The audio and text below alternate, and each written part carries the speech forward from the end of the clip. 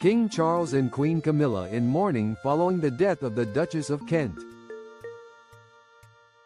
King Charles and Queen Camilla are mourning the death of Catherine, Duchess of Kent. Buckingham Palace announced this afternoon that the Duchess of Kent died at Kensington Palace on Thursday evening, surrounded by family. The palace added that the King, Queen and members of the royal family are in mourning following the death of the much-loved royal. The Buckingham Palace statement said, "It is with deep sorrow that Buckingham Palace announces the death of Her Royal Highness the Duchess of Kent. Her Royal Highness passed away peacefully last night at Kensington Palace, surrounded by her family. The King and Queen and all members of the royal family joined the Duke of Kent, his children and grandchildren in mourning their loss and remembering fondly the Duchess's lifelong devotion to all the organizations with which she was associated.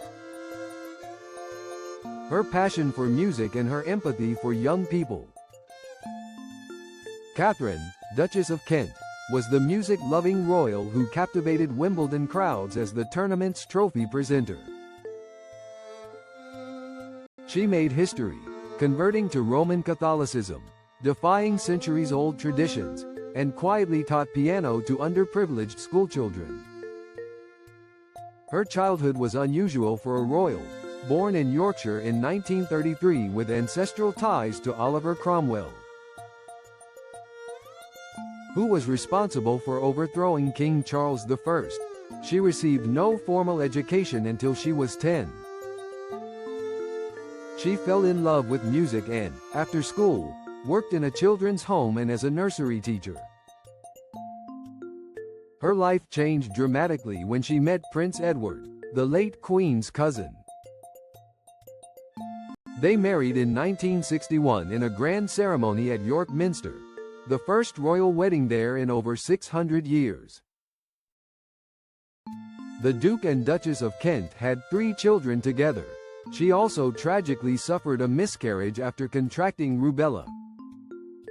Then, in 1977, her son, Patrick, was stillborn. She plunged into deep depression and later spoke openly about her experiences, one of the first members of the royal family to break royal taboos and raise public awareness. But it was Wimbledon where she showed moments of genuine humanity. In 1993, she comforted a tearful Jana Novotná after the Czech tennis player lost the women's final. The Duchess whispered, "Don't worry, you'll win it one day," and she did, 5 years later, hugging the Duchess on center court. Catherine became the first senior member of the royal family to publicly convert to Catholicism since the Act of Settlement, which bars Catholics from the line of succession. She converted with Queen Elizabeth's permission, who saw it as a personal matter of faith. The Duchess of Kent held several royal patronages, advocating for inclusive arts education and, in 2016, hosted a concert at Buckingham Palace for young people. Before stepping back from full-time royal duties in 2002, she represented Queen Elizabeth across the world, including Uganda, Australia and Sierra Leone. But chronic fatigue syndrome meant public appearances in later life were rare. She attended the wedding of the future Prince and Princess of Wales in 2011 and Prince Harry and Meghan Markle's in 2018. But, she skipped Queen Elizabeth's Platinum Jubilee celebrations and her funeral in 2022, as well as King Charles's coronation the following year.